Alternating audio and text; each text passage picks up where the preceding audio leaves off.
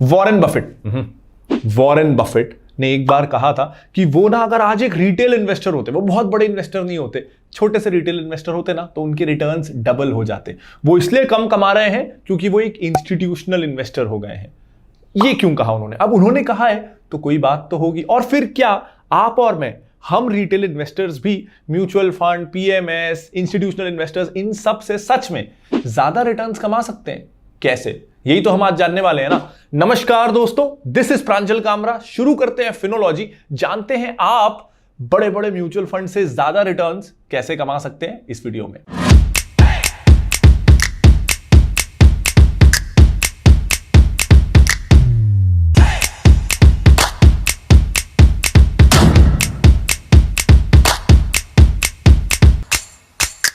सुनने में थोड़ा अजीब लगता है क्या? क्योंकि ना हमेशा हमारे दिमाग में ये है कि जो एक इंस्टीट्यूशनल इन्वेस्टर है, कोई म्यूचुअल फंड का एग्जांपल लीजिए, उनके पास बहुत सारे एडवांटेज है। कैसे एडवांटेज? उनसे डायरेक्ट जिस कंपनी में वो इन्वेस्ट करना चाहते हैं उसका सीईओ बात करता है, फैक्ट्री बुलाता है, प्लांट दिखाता है। तो उन म्यूचुअल फंड्स के पास ज्यादा नॉलेज होता है, एक्सेस टू मैनेजमेंट होता है, और वो 1 to 1 अपने डाउट्स क्लियर कर सकते हैं। बहुत बड़ा एडवांटेज है। सेकंड, उनके पास अच्छी रिसर्च टीम होती है, लाखों की सैलरी वाले आईआईएम के लोग होते हैं, बहुत अच्छे रिसर्च डेस्क सॉफ्टवेयर्स होते हैं। तो इतनी सारी चीजों के बाद एक छोटा सा नॉर्मल सा इन्वेस्टर कैसे उनको डिफीट करेगा यार? तो अब मैं आपको बताता हूं कि कैसे ये सारे एडवांटेजेस के मुकाबले ना इन बड़े बड़े इन्वेस्टर्स के डिसएडवांटेजेस ज्यादा हैं, और एज अ रिटेल इन्वेस्टर आप सच में, हाँ सच में उनको हरा सकते हो। चलिए, सबसे पहला प्रेशर, परफॉर्मेंस प्रेशर। लोगों के सामने जब सारी दुनिया आपको स्क्रूटनाइज कर रही है ना, तो जो प्रेशर होता है, उस प्रेशर में अच्छा काम कर पाना बहुत मुश्किल होता है। सोचो ना, आपका पोर्टफोलियो है, आप उसमें कितना कमा रहे हो ये कोई नहीं जानता। आप शांति से चाहो तो उसमें लॉस करो, उसमें प्रॉफिट करो, आपको 100 लोग चिढ़ाने वाले, जलाने वाले, चिल्लाने वाले कोई आने वाला नहीं। आपका अपना पैसा है, आप पूरा डुबो या आप डबल करो, किसी को क्या फर्क पड़ता है। लेकिन फंड मैनेजर के सर पे हमेशा वो तलवार होती है कि उसे हमेशा लोगों का पैसा बढ़ाते रहना है। लोग कैसे भी करके जमा करके 500 रुपए, 1000 रुपए उसको एसआईपी करा के देते हैं, तो उसमें उसको परफॉर्मेंस लाते रहना है। अगर उसकी कोई भी गलती है, सारे म्यूचुअल फंड की पोर्टफोलियो पब्लिक में है, कोई उनका लिया हुआ शेयर डूब जाए, उस फंड को जो गालियां पड़ती है। सिर्फ एक एग्जांपल के लिए बोल रहा हूं, उनके फंड्स अच्छे हैं। मोतीलाल ओसवाल ना एक समय बहुत बुलिश था मनपसंद बेवरेजेस पे, जो मैंगो सिप बनाता है, काफी अच्छा वेटेज था, और मोतीलाल के फंड्स उस समय बहुत अच्छा कर रहे थे, रेपुटेशन बड़ी अच्छी थी। एक मनपसंद बेवरेजेस मैंगो सिप वाला बेट गलत पड़ा, कंपनी में कुछ प्रॉब्लम्स आई और उस फंड के रेपुटेशन को प्रॉब्लम हुई, फंड में एयूएम आना कम हो गया, फंड मैनेजर जो है उसका भी बहुत क्रिटिसिज्म हुआ। ये प्रेशर एक इंडिविजुअल पे कभी होता ही नहीं। हम तो चैन की नींद सो सकते हैं, ये प्रेशर में ना गलतियां होती हैं। और इसी का एक एक्सटेंडेड पॉइंट भी है, पता है क्या? जो फंड मैनेजर है ना, थोड़ा उसके बारे में सोचो। एक तो भरे स्टेडियम जैसा प्रेशर कि आप बॉल मिस कर रहे हो कि छक्का मार रहे हो, हर कोई देख रहा है, कौन सा स्टॉक कैसा कर रहा है ये हर कोई देख रहा है ना, तो उसका प्रेशर। तो वैसे में ना वो रिस्क नहीं लेगा। उसको क्या लगेगा, यार मैं ना इन्फोसिस ले लेता हूं, कल को डूबा भी ना तो वो कम से कम 1000 म्यूचुअल फंड स्कीम्स में इन्फोसिस पड़ा है, गाली पड़ेगी ना सबको पड़ेगी, मैं अकेला नहीं फंसूंगा। ऐसा कोई शेयर मैं क्यों लूं जो बाकियों के पास नहीं है, बाकी म्यूचुअल फंड के पास नहीं है। कहीं वो गलत पड़ गया तो मेरे को सब बोलेंगे कि तेरे को बड़ा हीरो बनना था, तूने क्यों लिया वो शेयर, किसी और ने तो नहीं लिया। तो ऐसा रिस्क मुझे नहीं लेना। दूसरी चीज यार, नौकरी, हाय नौकरी ना सबको प्यारी होती है यार, सबको घर में पैसे लेके जाना है, परिवार का ख्याल रखना है, इसमें गलत क्या है? अब अगर उसने रिस्क लिया, शेयर उल्टा पड़ा, तो नौकरी जाएगी भैया। इससे अच्छा हीरो मत बनो, सेफ चलते रहो कि देखो ये म्यूचुअल फंड क्या ले रहा है, बी म्यूचुअल फंड क्या ले रहा है, सी म्यूचुअल फंड क्या, जो सब ले रहे हैं ना मैं भी वही लेता हूं, एवरेज परफॉर्मेंस करता हूं, नौकरी बची रहेगी। मेरे को कौन सा कुछ मिलना है अगर दूसरे लोग ज्यादा कमा भी ले, मेरे इन्वेस्टर ज्यादा कमा भी ले, उल्टा लॉस हो गया तो सब मेरे को विलन बना लेंगे और गालियां देंगे। मेरे को नहीं बनना हीरो, एवरेज रिटर्न देते रहता हूं। तो ज्यादातर म्यूचुअल फंड्स ना हमेशा सेफ्टी और एवरेज रिटर्न्स को एम करते हैं। वो ये स्ट्रक्चर ऐसा हो जाता है, इतना प्रेशर और नौकरी बचाने का लालच इतना हो जाता है कि वो कुछ हट के, कुछ अलग कर ही नहीं सकते। जहां कोई नहीं जा रहा वहां वो जा ही नहीं सकते। एज अ रिटेल इन्वेस्टर आप पूरे फ्री हो यार, जहां मर्जी जाना है जाओ, कुछ थोड़े पैसे पे थोड़ा रिस्क भी ले लो, आप जैसा चाहो वैसा कर सकते हो, depending on your risk profile. ऐसा नहीं कि सारे ही पैसा पे रिस्क लगा दिया, लेकिन आप चाहो तो उस तरफ जा सकते हो जहां म्यूचुअल फंड्स नहीं जा सकते।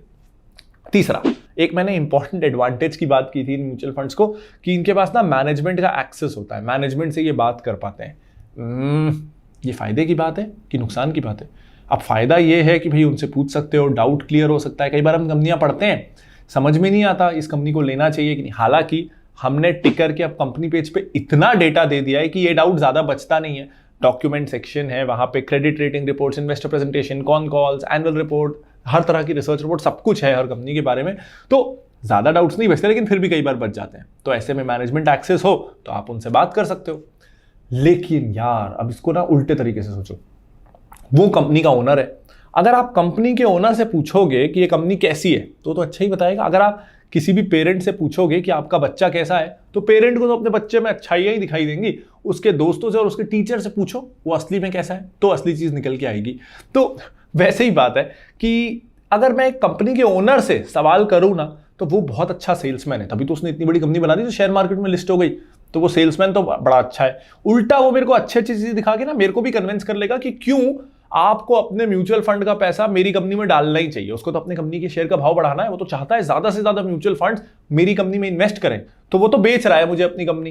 तो मैं सोच रहा हूं मेरे डाउट्स क्लियर होंगे और वो मेरे को अपना प्रोडक्ट चिपका रहा है, जैसे सेल्समैन चिपकाते हैं वैसे मेरे को अपना शेयर चिपका रहा है। तो ऐसे मैनेजमेंट एक्सेस का क्या फायदा, उल्टा उससे नुकसान ही होगा। बल्कि क्या होगा पता है, मान लो HDFC और ICICI बैंक एग्जाम्पल के लिए, HDFC के मैनेजमेंट ने मेरे को मिलने के लिए टाइम नहीं दिया, ICICI ने टाइम दे दिया, तो मेरा पहले ही बायसनेस क्रिएट हो गया, ये अच्छे लोग हैं यार, ये मिलते भी हैं, मेरे सवालों का आंसर भी किया। HDFC वाले वो रूड है, वहां नहीं करता इन्वेस्ट। तो ये दुनिया भर के बायसेस भी आ जाते हैं। तो इससे ना नुकसान ज्यादा होता है। इसके बाद अगली चीज कि उनके पास बड़े बड़े रिसर्च डेस्क होते हैं, बड़े बड़े इंटेलिजेंट IIM के लाखों करोड़ों पैकेज वाले लोग होते हैं। क्या फायदा जब उनके हाथ ही बांध दो। अब आप उसेन बोल्ट को बोलो कि 100 मीटर जीतना है लेकिन दोनों पांव रस्सी से बांध के बोरे में डाल दूंगा, तू बोरा रेस करके दौड़, तो वो तो हार ही जाएगा, भले ही वो कितना अच्छा हो, उसको बांध दिया आपने। म्यूचुअल फंड्स में ना यार बहुत बार ये होता है, मान लो कोई लार्ज कैप स्कीम है, अब सेबी बोलता है कि ये लार्ज कैप स्कीम है भैया, इन्हीं 100 स्टॉक्स में से आपको पैसा लगाना है। अब वो रिसर्च एनालिस्ट कितने भी अच्छे हो, वो उन 100 शेयर से बाहर निकल ही नहीं सकते, उनको उन्हीं 100 शेयर्स में इन्वेस्टमेंट करना है। तो वो कहां से रिटर्न्स लाएंगे एज एन इंडिविजुअल इन्वेस्टर? आप पे ये कोई लिमिटेशन है ही नहीं। चलो कोई फ्लेक्सी कैप फंड हो गया, कोई मल्टी कैप हो गया, तो भी ना बहुत सारे रिस्ट्रिक्शंस आ जाते हैं। कई बार AMC लेवल से रिस्ट्रिक्शन आ जाते हैं कि कंपनी की क्रेडिट रेटिंग मिनिमम इतनी होनी चाहिए तो ही उसको हम इन्वेस्टमेंट वर्दी मानेंगे। या फिर ये हो सकता है कि ये स्कीम का मैंडेट वैल्यू स्टॉक्स है तो ग्रोथ पे मत जाओ, या ग्रोथ है वैल्यू पे मत जाओ। बहुत सारे रिस्ट्रिक्शंस आ जाते हैं, भले ही वो इंडिविजुअली लोग समझदार हों, लेकिन वो स्ट्रक्चर के कारण इतनी फॉर्मेलिटी, इतनी हायरार्की, इतने रिस्ट्रिक्शन आ जाते हैं कि कोई खुल के अपना टैलेंट ना दिखाई नहीं पाता। अब क्रिकेट में किसी को 12th मैन बना दोगे, वो कितना भी अच्छा हो, वो मैच तो नहीं जिता पाएगा ना। पानी पे ना लगा के कितना मैच जिता देगा, नहीं जिता पाएगा। तो बहुत कुछ ऐसा हो पाता है कि लोग बहुत इंटेलिजेंट होते हैं लेकिन वो ना 12th मैन बन जाते हैं और फंड को चला रहे होते हैं रूल्स एंड पॉलिसीज। अब मैं ये नहीं कह रहा कि ये गलत है, म्यूचुअल फंड सेफ्टी ओरिएंटेड है, वहां लोग अपनी जमा पूंजी के पैसे लगाते हैं। तो ये स्ट्रक्चर होने से भले ही रिटर्न्स थोड़े कम आए लेकिन लोगों का पैसा को फर्स्ट प्रायोरिटी है कि उसको सेफ रखो। तो ये गलत नहीं है, ये ऐसे ही होना चाहिए। मैं म्यूचुअल फंड्स को क्रिटिसाइज नहीं कर रहा, लेकिन मैं ये बोल रहा हूं कि इन कारणों से एक इंडिविजुअल को ये मौका मिलता है कि वो सीखे, अगर वो इन डेप्थ इन्वेस्टिंग सीख जाए। कैसे सीखेगा? जैसे अब हमारे पास फिनोलॉजी क्वेस्ट पे, जिसका लिंक ऊपर कार्ड पे और वीडियो के डिस्क्रिप्शन में है, वहां 35 से भी ज्यादा कोर्सेज हैं, अलग अलग इंडस्ट्री पे, अलग अलग मेंटल मॉडल्स पे, अलग अलग वैल्यूएशन मॉडल्स पे, फाइनेंशियल स्टेटमेंट सीखने पे। इन सारे कोर्सेज को आप सिर्फ एक सब्सक्रिप्शन जो कि 500 रुपए महीने का है, फिनोलॉजी 1, वो लेके ये सारे कोर्सेज आप ले सकते हो। इनफैक्ट अगर आप चाहो तो आप एक छोटी सी एडिशनल फीस से बॉम्बे स्टॉक एक्सचेंज के इंस्टीट्यूट का सर्टिफिकेट भी ले सकते हो, जो आपको हेल्प कर सकता है अगर आप इस फील्ड में अपना करियर बनाना चाहते हो। तो अगर आपको खुद को तैयार करना है कि आप डायरेक्ट इन्वेस्टमेंट में म्यूचुअल फंड से ज्यादा रिटर्न ला पाओ, तो क्वेस्ट से शुरुआत करना ना एक अच्छा आइडिया रहेगा। और अब लास्ट में ये ना हमारा सबसे अनफेयर एडवांटेज है। हमेशा ये कहते हैं कि बड़े लोगों को बड़े एडवांटेज मिलते हैं, दुनिया फेयर नहीं है। स्टॉक मार्केट में ना छोटे इन्वेस्टर्स को, रिटेल इन्वेस्टर्स को एडवांटेज है और बड़े लोग एट अ डिसएडवांटेज। उनको नुकसान है, हमको फायदा है। ये एक ऐसा बड़ा अच्छा सा रूल है। पता है क्या? म्यूचुअल फंड अगर किसी भी स्टॉक में इन्वेस्ट करेगा, वो पब्लिक में डिस्क्लोज होना जरूरी है। किसी भी कंपनी में अगर कोई 1% से ज्यादा का शेयर होल्डर है, 1% से ऊपर का, तो वो उस कंपनी के फाइनेंशियल स्टेटमेंट्स में डिस्क्लोज हो जाता है। यानी कोई भी बड़ा इन्वेस्टर अगर किसी कंपनी के खूब सारे शेयर्स खरीद रहा है और 1% से ज्यादा उसके पास होल्डिंग हो गई है, तो वो उस कंपनी के रिजल्ट्स में आ जाएगा। इनफैक्ट हमने क्या कर दिया पता है, आप टिकर पे जाओ, वहां पे ना एक सुपर इन्वेस्टर वाला सेक्शन है, वहां आपको इंडिया के सारे टॉप इन्वेस्टर्स कौन कौन से शेयर में इन्वेस्ट कर रहे हैं और कौन कौन से शेयर से निकल रहे हैं, इसकी पूरी लिस्ट मिल जाती है इन्वेस्टर बाय इन्वेस्टर। तो आप ना उनको स्पाई भी कर सकते हो, उनके पीछे पड़ सकते हो। हाँ, उनको ब्लाइंडली क्लोन नहीं करना है, लेकिन अंदाजा लग जाता है कि वो कहां जा रहा है, किस इंडस्ट्री में पैसा डाल रहा है। अब हम तो उनको स्पाई कर सकते हैं, वो हमको नहीं कर सकते, क्योंकि हमारे पास कौन सी कंपनी का 1% से ऊपर होना है, और अगर थोड़े बहुत शेयर्स हैं तो डिस्क्लोज करना जरूरी नहीं। यानी हम देख सकते हैं कि वो क्या कर रहे हैं, वो नहीं देख सकते हैं कि हम क्या कर रहे हैं। सोचो, अगर ये एक वॉर हो और वॉर में ना हमारे पास एक तीसरी आंख हो और हमको दुश्मन की सारी एक्टिविटीज दिख रही हो, वो कहां छुप रहा है, कहां दौड़ रहा है, क्या प्लान कर रहा है, और दुश्मन को हमारे बारे में कुछ पता नहीं चल रहा, तो जीतेगा कौन?